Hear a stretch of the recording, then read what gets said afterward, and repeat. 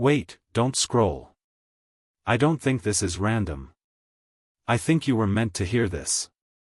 If you've been feeling overwhelmed, tired, like life just keeps hitting you from every side, I see you. And more importantly, God sees you. The Bible says, "The Lord is my shepherd, I shall not want." That means, you're not doing life alone. Even if it feels like nothing is working out right now, God is still providing for you, behind the scenes.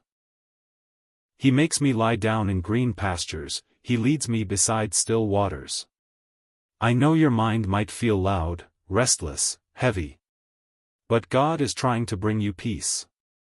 Not later, but right here, in this moment. He restores my soul. Everything that drained you. Everything that hurt you. Everything that made you feel like you lost yourself. God can restore you. Not a version of you. You. Nothing about you is too broken for Him.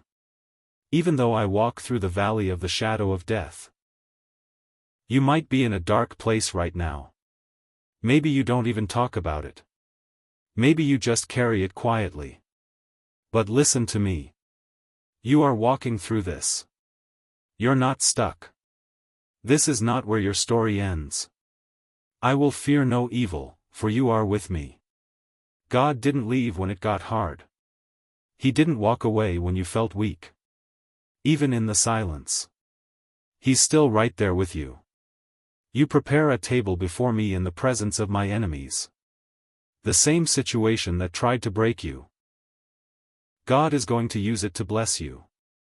Not in hiding, but openly. You anoint my head with oil, my cup runs over. This isn't just about getting by. God has more for you than survival. There's still joy for you. Still peace for you. Still overflow waiting for you. Surely goodness and mercy shall follow me all the days of my life. Even on the days you feel like you're falling apart. God's goodness is still chasing after you. You're not forgotten. You're not invisible.